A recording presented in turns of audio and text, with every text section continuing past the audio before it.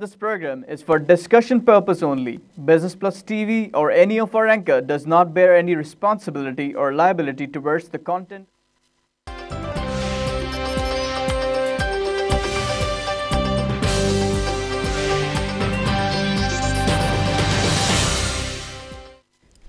अस्सलाम वालेकुम and welcome to the program PSX hotline और मैं हूं आपका होस्ट रुहेल इंतखाब। प्रोग्राम में हम बात करते हैं पाकिस्तान स्टॉक एक्सचेंज के हवाले से, पाकिस्तान की मार्केट के हवाले से, मार्केट में क्या चल रहा है, क्या होने वाला है, क्या आगे होगा, उस पर प्रोडक्शन की जाती हैं और एक्सपीरियंसेस की बेस पे और एनालिस्ट की बेस पे हम बातें करते हैं। फ्राइडे है आज और ओवरऑल जो परफॉर्मेंस मार्केट की इस वीक रही वो डिस्कस करेंगे आपसे। तो मंडे की मैं बात करता हूँ। अगर मंडे की बात करूँ और मंडे के फर्स्ट सेशन पे नज़र डालूँ तो it was a good session, मतलब जिसमें हमने देखा कि 300 से ज़्यादा पॉइंट्स हमने मार्केट में देखे और हम एक्सपेक्ट कर रहे थे कि हफ्ते का जो मंडे से जो हमारे वीक का आगाज़ हुआ है ये बहुत अच्छा जाएगा। इसमें जो हमने देखा कि हर रोज़ डेली बेसिस पे पॉइंट्स में कमी का इजाफा देखा। चलें मैं सबसे पहले मंडे की आपको क्लोजिंग बताऊं। मंडे की जो क्लोजिंग थी वो 39,800 थी, तो 300 पॉइंट्स का हमने इजाफा देखा। ऑलमोस्ट जो क्लोजिंग हुई वो 271.82 पे क्लोज होकर जो वॉल्यूम हमारे पास आया वो आया 203। तो मंडे की जो क्लोजिंग थी वो ऑलमोस्ट 40,000 KSE 100 इंडेक्स के करीब पहुँच गई थी। अनफॉर्चुनेट ट्यूसडे, वेडनेसडे, थर्सडे से हमने देखा कि मार्केट में नेगेटिव असरात आना शुरू हो गए और फिर जो है मार्केट 39,786 पे मंडे को क्लोज हुई और जिसमें 13 पॉइंट्स की हमने कमी देखी। वेडनेसडे पे 39,615 की हमने कमी की वॉल्यूम हमारे पास रिकॉर्ड हुआ, उसमें 171 पॉइंट्स की हमने कमी देखी। मिड जो था वेडनेसडे में तो काफ़ी कुछ हमने देखा कि काफ़ी पॉइंट्स की कमी आ गई है और हम ये फिर ये सोच रहे थे कि 615 हो गया, यानी 39,615 हो गया। ऐसा तो नहीं है, हम 500 से पीछे और हो जाएं आगे जाने के बजाय। थर्सडे को यही हुआ। थर्सडे को क्लोजिंग आई KSE 100 की, वो आई 39,446, जिसमें 169 पॉइंट्स की हमने कमी देखी। और आज फ्राइडे है। फ्राइडे का जो फर्स्ट सेशन हुआ मार्केट का, मैं आपको बताऊं कि फर्स्ट सेशन में हमने देखा कि 110 पॉइंट्स की कमी 10 बजे के करीब रिकॉर्ड हो गई। उसके बाद अगर उससे पहले की बात करूं तो 9 बजे मार्केट का आगाज़ अच्छा हुआ था, 57 पे हमने देखा उसमें इजाफा हुआ, 10 बजे कमी हुई और मिड में हमने देखा कि 12 बजे के करीब जो है 39,486 की क्लोजिंग आई, जिसमें 40 पॉइंट्स का इजाफा देखा।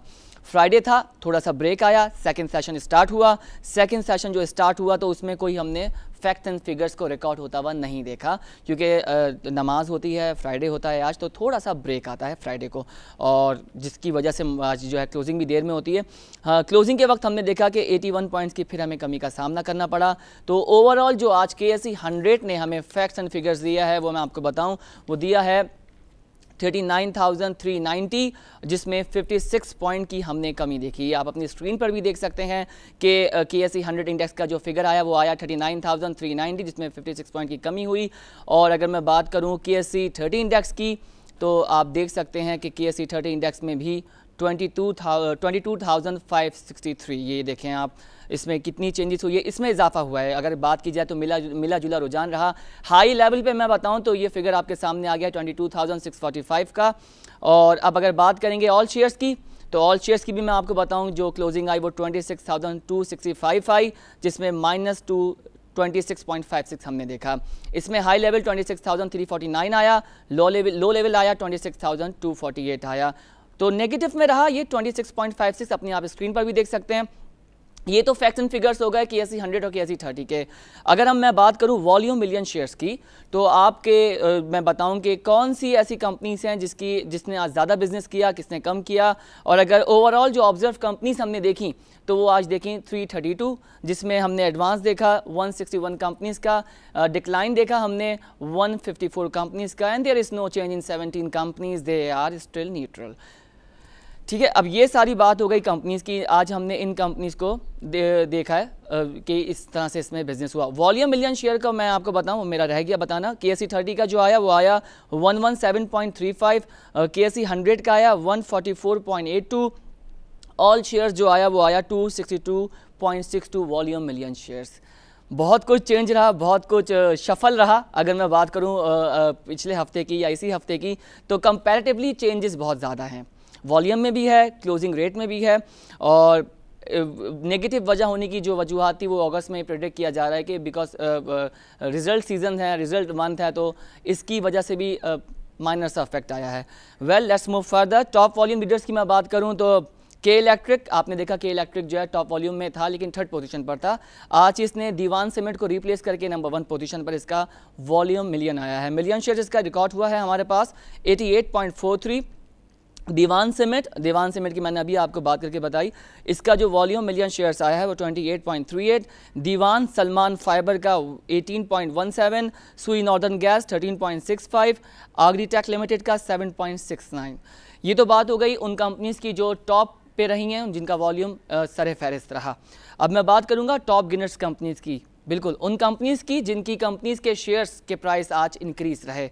टॉप 5 पे कौन कौन है, हैव अ लुक। रफान मेस 240 का इजाफा देखता है, बहुत ज़्यादा चेंज आया रफान मेस की अगर आप बात करें। ऑलमोस्ट रफान मेस जो है 1 to 5 पोजीशन पे रहा है और अभी इसने जो है वो चेंज इसके प्राइस में सडनली एकदम से आया। नेस्ले पाकिस्तान 99.99, ऑलमोस्ट 100 रुपीज़ का इजाफा देखा। आइलैंड टेक्सटाइल 44.88, कोलगेट पामोलिव में 19, शीजान इंटरनेशनल में 18। ये तो वो कंपनीज हो गई जिनके आज प्राइस शेयर बढ़े। अब बात करते हैं टॉप लूजर्स कंपनी की। Have a look for Philip Morris Pakistan 80 -80, Feroze -14, Feroze sons laboratory का 11, सफ़ायर फाइबर 10 और अल अब्बास शुगर का है 10। तो ये वो कंपनीज हो गई। आपने कुछ चीज़ें देखी होंगी टॉप लूजर्स कंपनीज में। आज अल अब्बास शुगर भी आया तो क्योंकि अल अब्बास शुगर पिछले हफ्ते तक इसका नाम नहीं था और ये फॉल तो कर रहा था टॉप लूजर्स में, लेकिन इसने आज नंबर 5 को रिप्लेस कर दिया। तो ये एक चेंजेस डेवलपमेंट हमने देखी। ये सारी चीज़ें फैक्ट्स एंड फिगर्स मैंने आपको पढ़ के सुना दिए। ओवरऑल क्या हुआ आज पूरे हफ्ते में और अगले हफ्ते में क्या होगा, उस पर हम एनालिस्ट से बात भी करेंगे और आपको बताएंगे। हमारे पास गेस्ट आते हैं बेहतरीन किस्म के, वो अपने एक्सपीरियंसेस लेकर आते हैं और अपनी सारे एक्सपीरियंस की बेस पे इंफॉर्मेशन हमसे शेयर करते हैं। हमारे गेस्ट ने हमें ज्वाइन किया है, नुमान ज़हीर साहब हैं, SVP हैं इन्वेस्टमेंट कैपिटल सनराइज से। इनसे गुफ्तगू करेंगे। Let's take a break, don't go anywhere, we will be right back, stay with अस।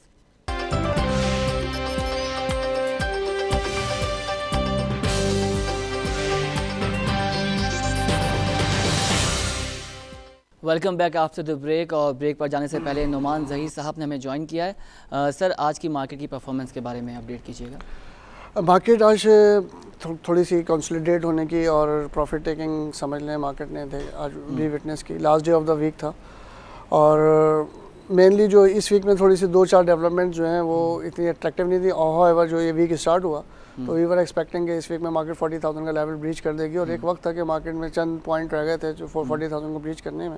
लेकिन हाउएवर जो इस वक्त जो सिचुएशन है उसमें वी आर नियर के पॉलिटिकल जो अपोजिशन पार्टीज़ हैं वो एक मूव जो है वो गवर्नमेंट के अगेंस्ट लाने के लिए बिल्कुल तैयार है।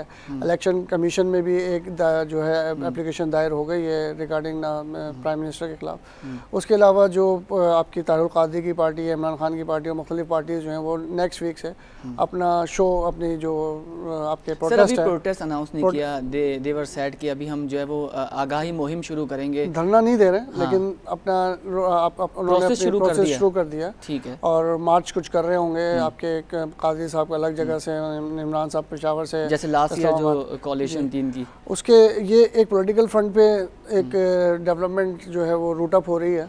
और दूसरी जो आपके कॉर्पोरेट फ्रंट्स पर हैं, इंटरनेशनल ऑयल प्राइसेस ने डिप लिया है लास्ट वीक ना, काफ़ी जो $45-46 थी उन्होंने 40 के डॉलर को ब्रीच किया था जिसकी वजह से ऑयल एक्सप्लोरिंग कंपनीज़ के शेयर्स पे हिट पड़ी। उसके अलावा सीमेंट की फिगर्स जो हैं वो ऑफ टेक्स जो हैं वो अफेक्ट होती हुई नज़र आई हैं। तो सीमेंट्स में हमने देखा करेक्शन इस वीक के अंदर, आज भी सीमेंट के स्टॉक्स में करेक्शन थी। उसके साथ साथ ऑयल के स्टॉक्स में हमने करेक्शन देखी जिसकी वजह से मार्केट जो अपनी एक्सपेक्टेशन थी इस वीक के अंदर कि 40,000 को ब्रीच कर देगी वो नहीं हुई। और अगेंस्ट दैट हमने प्रॉफिट टेकिंग देखी मार्केट में और मार्केट ने थोड़ा सा करेक्शन लिया है और 39,400 के अराउंड अभी मार्केट इस वीक क्लोज हुई है।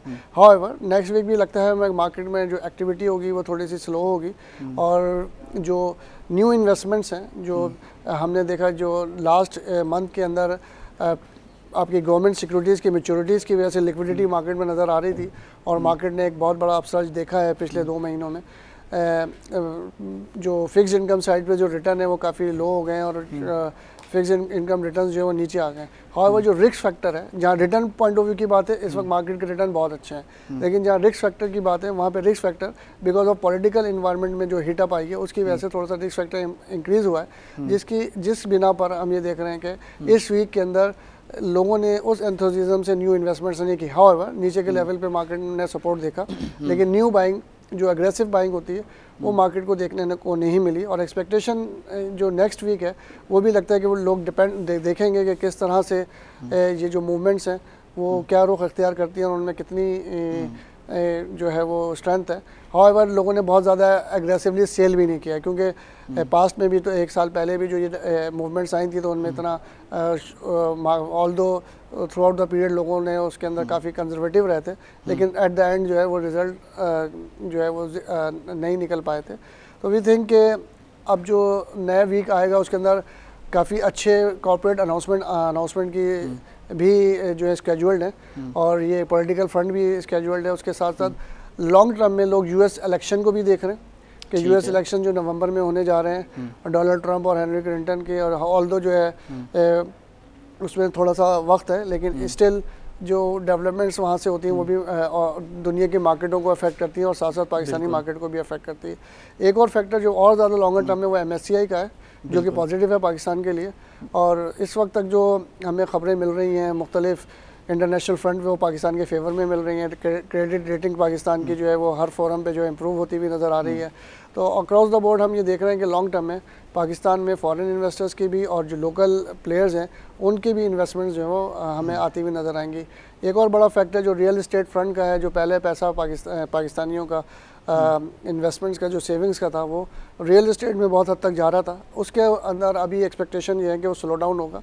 एक तो रियल इस्टेट की प्राइजेज़ जो है वो काफ़ी अट्रैक्टिव यानी हाई लेवल्स पर आ गई हैं, तो और उसके साथ साथ जो टैक्सेशन में चेंजेस लाए हैं उस वजह से लग रहा है कि अब जो इस वक्त जो बेस्ट अपॉर्चुनिटी इन्वेस्टमेंट एवेन्यूज़ में है वो स्टॉक मार्केट है, जहां रिटर्न्स जो हैं वो डबल फिगर्स में भी लोग एक्सपेक्ट कर रहे हैं।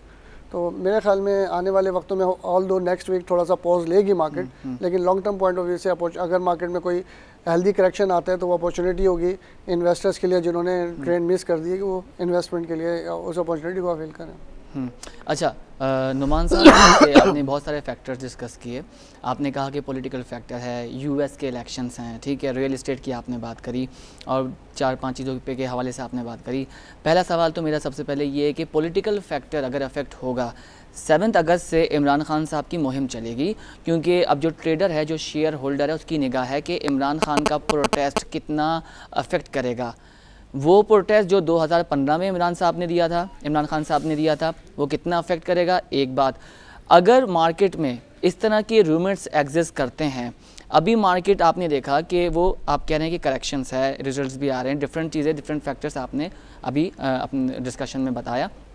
कहने का मकसद ये है, अगस्त के एंड में अगर पॉलिटिकल टेम्परेचर की बात करूं तो मार्केट कितना अफेक्ट करेगी। दूसरी बात, मेरा सबसे अहम सवाल ये, जो आपने अच्छी डिस्कशन करी, यूएस के इलेक्शन की बात करी, 2 कैंडिडेट्स हैं, डोनाल्ड ट्रंप और हेनरी क्लिंटन। हेनरी क्लिंटन को अमेरिका में पूरे जो है उनको ज़्यादा फेवर दिया जा रहा है, उनको पॉइंट्स में उनको बरतरी भी हासिल है, क्योंकि उन्होंने मुस्लिम स्टेट के हवाले से और मुस्लिम जो उनके यूएसए में रह रहे हैं उनके हवाले से बड़ी अच्छी उन्होंने स्टेटमेंट जारी किए हैं जो उनके वोट को मज़ीद इंक्रीज़ करेंगे। अगर हेनरी क्लिंटन होती हैं यूएस के गवर्नमेंट में, नेक्स्ट गवर्नमेंट में, तो पाकिस्तान पे कितना असरअंदाज करेगा पाकिस्तान स्टॉक एक्सचेंज, और डोनाल्ड ट्रंप होंगे तो उनकी क्या पॉलिसीज़ होंगी, वो कितना असरअंदाज करेंगे। इन 2 बातों का जवाब दीजिए सर। देखिए, जहाँ तक हेनरी क्लिंटन का ताल्लुक है तो इस वक्त भी गवर्नमेंट जो है वो उन्हीं के आपके पॉलिटिकल पार्टी की है, तो कोई बड़ा चेंज जो है वो नहीं नज़र आ रहा, और जो इस वक्त के हालात हैं वही परसिस्ट करते हुए नज़र आएंगे। हाउएवर अगर डोनाल्ड ट्रंप आते हैं तो जो जिस तरह एग्रेसिव वो अपनी स्पीचेस दे रहे हैं, जिनके चांसेस बहुत माइनर्स हैं कि वो शायद, और हो सकता है इस वक्त जो मार्केट में खबरें इतनी तनकीद कर रहे हैं मुसलमानों को लेकर, और जो मुसलमानों के ख़िलाफ़ ममालिक हैं उनसे फेवर की बातें कर रहे हैं, वो कह रहे हैं हम रूस के साथ, रशिया के साथ ताल्लुकात बहाल करेंगे। इस तरह की जो स्टेटमेंट हैं ये अफेक्ट करेंगी उनकी और जब उनके दिमाग में इस तरह की बातें सर, तो वो जब वो किसी इक़्तिदार में आ जाएंगे तो वो ऐसी पॉलिसीज़ को कंडक्ट करेंगे, ऐसी पॉलिसीज़ इम्पैक्ट करेंगे जो हमारे पाकिस्तान के लिए भी असरअंदाज होंगी। मेरे ख्याल में जो डोनाल्ड ट्रंप हैं वो काफ़ी अनफेवर होते चले जा रहे हैं, उनका जो रेटिंग है वो नीचे आ रही है। इवन उनकी अपनी पार्टी जो है वो उनके ख़िलाफ़ होती चली जा रही है। और एक मार्केट में या एक्सपेक्टेशन ये चल रही है, रूमर चल रहे हैं कि हो सकता है कि डोनाल्ड ट्रंप जो है वो अपने पार्टी के टिकट पे नहीं इलेक्शन लड़ें, वो एक आज़ाद उम्मीदवार इंडिपेंडेंट की हैसियत से वो लड़ें, क्योंकि वो अपनी पार्टी को भी नुकसान पहुंचा रहे हैं। और जो इनके आने के चांसेस वो बहुत माइनर्स हैं। इवन अगर वो आ भी जाते हैं कि हमने देखा है कि हमेशा जो वोट लेने के लिए लोग जो हैं किसी हद तक जो है वो चाहते हैं कि इस तरह के रिमार्क्स दिए जाएं तो जो नॉन मुस्लिम्स वोट्स हैं वो उनको ज़्यादा तादाद में मिले। अगर कोई भी नज़र आ रहा है, ये पॉइंट इसलिए भी रेस किया होगा कि उनकी वोटिंग जो है वो ज़्यादा हो जाए। वो एंटी मुस्लिम वोट लेना चाह रहे हैं कि अगर कोई ऐसी जो पिछले सालों में मुसलमानों के ख़िलाफ़ मुहिम चली हैं और जो मुख्तलिफ सो कॉल्ड इस्लामिक तालिबान या दाइश या इन लोगों ने एक्टिविटीज़ की हैं, उनकी वजह से जो उन्होंने कुछ आपके अटैक्स मुख्तलिफ क्लब्स में हुए हैं, तो एंटी या नॉन मुस्लिम्स के जो मुसलमानों के ख़िलाफ़ नफ़रत हुई है उसको चेक कर रहे हैं वो, और वो कितने पॉपुलर हो सकते हैं वो वोट लेना चाह रहे हैं। आई डोंट थिंक सो कि वो इसमें कामयाब होंगे, क्योंकि ख़ुद मुसलमान जो हैं उन्होंने इन लोगों से अपने आप को डिसएसोसिएट किया हुआ है। कोई ऐसी तालिबान को या ऐसी जो मुख्तलिफ आपकी तंजीमें हैं जो इस तरह के वाक़यात कर रही हैं वो उनको कंडेम करते हैं और टेररिज्म मानते हैं कि वो टेररिज्म है। तो मेरा अपना ओपिनियन ये है कि बहुत कम चांसेस हैं। हाउएवर कुछ हद तक जो है अगर वो किसी भी वजह से जीत जाते हैं तो फिर नॉट पाकिस्तान बल्कि और अक्रॉस द वर्ल्ड जो है थोड़ा सा टेंशन कुछ अरसे के लिए रहेगा। जब उनकी पॉलिसीज़ आना शुरू होंगी, उनके असरात आना शुरू होंगे तो उसके ऊपर वो रिएक्ट करेंगे। इमीडिएट इम्पैक्ट जो है वो अक्रॉस द वर्ल्ड नेगेटिव। रोकूंगा, एक ब्रेक का कहा जा रहा है, ब्रेक पे जब आएंगे उसके बाद कंटिन्यू करेंगे आपसे।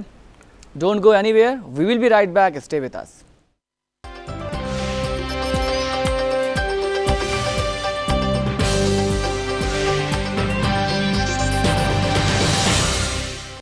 Welcome back after the break. और नुमान ज़हीर साहब ने हमें ज्वाइन किया हुआ है। सर, प्राइम मिनिस्टर ने आज कहा है कि good by two IMF, what do you think about it?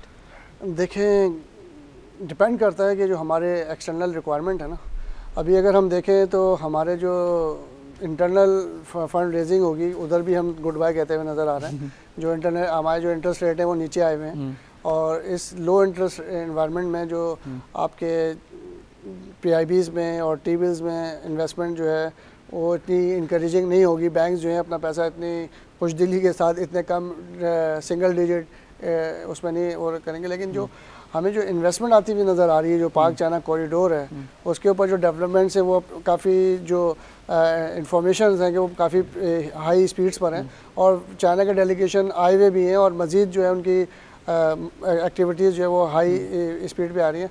आज ही एक हमने रिपोर्ट देखी है कि एक चाइनीज़ फर्म ने जो है बलूचिस्तान गिलास के साथ जो है एग्रीमेंट साइन किया $9 मिलियन का।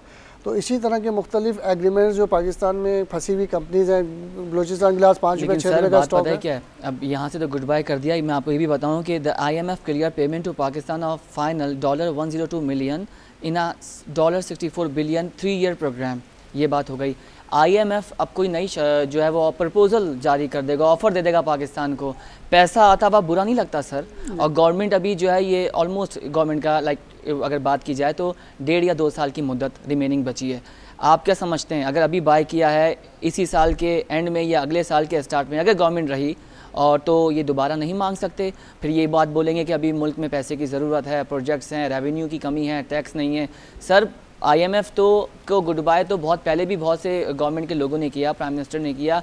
दोबारा कर्जा क्यों मांगना पड़ता है? अगर ये प्रपोजल जारी भी करते हैं तो एक्सेप्ट क्यों किया जाता है? देखिए, अभी जो सिचुएशन है वो इंटायरली डिफरेंट है इन द पास्ट में हमें ऐसा होता था कि उनकी कंडीशंस बहुत स्ट्रिक्ट होती थी और हमारे फॉरेक्स रिजर्व्स भी बहुत नीचे होते थे। लेकिन अभी जो हमें फ्यूचर आउटलुक नज़र आ रहा है, हमें जो टारगेट जो पाक चाइना कॉरिडोर की वजह से $46 बिलियन की कमिटमेंट है उनकी, बिल्कुल, अगर वो इनफ्लो होता है तो हमें वो चाइना का जो पैसा अगर हमें आ रहा है तो वो मिटिगेट करेगा वो रिक्वायरमेंट्स को जो IMF की तरफ से आपके आता। जो ये पैसा आ रहा है वो बिजनेस में इन्वेस्टमेंट के लिए रहा था। IMF जो हमें पैसा दे रहा था वो हमें लोन्स दे रहा था और उन लोन्स के तहत फिर हम अपने प्रोजेक्ट्स चला रहे थे। तो ये सिचुएशन जो है वो बिल्कुल इंटायरली डिफरेंट है। यही हम लोग पहले चाहते थे अमेरिका के साथ कि वो हमें बिजनेस में बिजनेस प्रोजेक्ट्स लेकर आए, हमें वो लोन देते थे और लोन पाकिस्तान की गवर्नमेंट लेती थी और अपने जो एक्सटर्नल डेट है वो इंक्रीज़ होता हुआ नज़र आ रहा था। अब जो हमारी जो न्यू डेवलपमेंट है, जिसमें सीपेक है, जिसमें आपके चाइना की तरफ से भी इन्वेस्टमेंट आ रही है, आपकी सऊदी अरेबिया की तरफ से भी इन्वेस्टमेंट आएगी, आपकी रशिया की तरफ से भी आएगी, और मुख्तलिफ दुनिया की कंट्रीज़ हैं जो पाकिस्तान का रुख कर रही हैं। जैसे कि अभी आपने मुख्तलिफ रिपोर्ट जो कि पाकिस्तान 10 आपके एशियन टाइगर्स के अंदर उनका नाम आ गया, आपकी मूडीज ने रेटिंग इंप्रूव कर दी, आपकी स्टैंडर्ड एंड पुअर ने रेटिंग इंप्रूव कर दी। सर रोज़ डेली की बेसिस पे डिफरेंट अमेरिकन जो ऑथर हैं जो आर्टिकल्स लिख रहे हैं वो डिफरेंट अखबारों में, मैगजीन में पाकिस्तान को बेस्ट कह रहे हैं, इकोनॉमिकल कंडीशन जो पाकिस्तान। सर हमने कहाँ से सर्वाइव करना शुरू किया और ग्रोथ करते हुए हम माशाल्लाह आज कहाँ पहुँच गए। तो अगर ये सारी चीज़ें आगे जाकर कंटिन्यू रहेंगी तब आप क्या देखते हैं कि पाकिस्तान स्टॉक एक्सचेंज कितना हेल्दी हो सकता है? देखिए, ये आपकी जो इस वक्त मार्केट का साइज़ है वो $70 बिलियन से अबव है, और ये अगर इसी तरह रहा और पाकिस्तान की और मज़ीद कंपनी लिस्टिंग के लिए आई तो ये अभी तो हम फ्रंटियर से इमर्जिंग मार्केट में आ रहे हैं, तो इमर्जिंग मार्केट के अंदर के आने के बाद हमारा टारगेट डेवलप मार्केट्स में भी आने का हो सकता है। तो इंशाल्लाह वी वुड बी, जो नज़र आ रहा है, जो हालात हैं जिस तरह से और जिस तरह से इंटरनेशनल लेवल पे पाकिस्तान को देखा जा रहा है, क्योंकि जो आपका गवादर पोर्ट बन रही है, गवादर पोर्ट जो है वो वर्ल्ड ट्रेड को बहुत ज़्यादा, जो उसकी जो टाइमिंग है और उसकी जो ट्रांसपोर्टेशन कॉस्ट है उसको बहुत ज़्यादा रिड्यूस कर देगी। जो आपका चाइना से जो एक्सपोर्ट बीजिंग या शंघाई से होती है वो 21 डेज़ लेती है इस आपके रीजन में आने के लिए, और इस आपके डेवलपमेंट के बाद गवादर से वो दिन 7 दिन में आ जाएगा। आप उसकी 7 दिन की जो ट्रैवलिंग की, जो 14 दिन की ट्रैवलिंग की कॉस्ट है वो भी देख लें और टाइमिंग भी देख लें, वो काफ़ी रिड्यूस हो जाएगी। Very nice. और इसी जब ये यहाँ पे एक ट्रेड बिजनेस शुरू करेंगे तो उसके साथ साथ इन्वेस्टमेंट्स भी होंगी यहाँ पे, तो वो इन्वेस्टमेंट्स जो जैसे कि अभी मुख्तलिफ प्रोजेक्ट, जैसे मैंने अभी बलूचिस्तान ग्लास की बात की, और मुख्तलिफ सीमेंट्स के अंदर उनके इंटरेस्ट नज़र आ रहे हैं। उनके पावर सेक्टर में तो ऑलरेडी वो उन्होंने मोर देन $35 बिलियन के प्रोजेक्ट्स अनाउंस कर दिए। इंफ्रास्ट्रक्चर में उन्होंने जो है वो $10 बिलियन के प्रोजेक्ट्स अनाउंस कर दिए, और न्यू प्रोजेक्ट्स के लिए वो पाकिस्तान के विजिट्स कर रहे हैं। तो आपका जो ऑल टुगेदर जो आने वाले 25-30 साल हैं वो इंटायरली आपकी जो 60 ईयर की हिस्ट्री रही है उसको बिल्कुल उलट जो है वो बहुत अच्छी नुमाइंदगी सर, आपने बहुत अच्छी बात कही कि जो अब गवादर को प्रोजेक्ट को लेके काफ़ी इन्वेस्टमेंट हो सकती है। वक्त ख़त्म हो रहा है हमारे पास, डिस्कशन करने को बहुत कुछ है। इंशाल्लाह आपको दोबारा इनविटेशन देंगे प्रोग्राम में बुलाने के लिए और आपसे आगे गुफ्तगू का सिलसिला जारी रखेंगे। नुमान ज़हीर साहब से बहुत अच्छी डिस्कशन जारी कर रहे थे हम, और बताया उन्होंने कि जो मार्केट की परफॉर्मेंस है, पॉलिटिकल टेम्परेचर के हवाले से नुमान साहब ने बहुत अच्छी बात बोली कि ये हाइप पर है, इसकी वजह से स्टॉक पाकिस्तान की जो स्टॉक एक्सचेंज है वो असरअंदाज हो रही है। रिजल्ट्स आ रहे हैं डिफरेंट कंपनीज़ की, उसकी वजह से भी पाकिस्तान स्टॉक एक्सचेंज जो है वो थोड़ा सा जो अपने जो पॉइंट्स की आज हमने कमी की डिस्कशन प्रोग्राम के आगाज़ में बताई, ये उसका भी एक फैक्टर हो सकता है। So don't worry about it. इंशाल्लाह इकोनॉमिकल लिहाज से हम पाकिस्तान में इस वक्त, बल्कि ग्लोबली मैं बात करूँगा, बहुत बेहतर है। अल्लाह का शुक्र अदा करना चाहिए और दुआ करिए अपने मुल्क के लिए, अपने शहर के लिए। मंडे को आपसे दोबारा मुलाकात होगी, अपना बहुत ख्याल रखिएगा। अल्लाह हाफ़िज़।